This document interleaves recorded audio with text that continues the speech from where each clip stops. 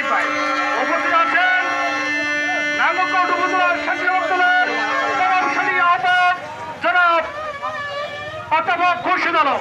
উপস্থিত আছেন নাঙ্গলকোট উপজেলার স্বেচ্ছাসেবক দলের সংগ্রামী সদস্য জনাব আজিমউদ্দিন মাকসুদ।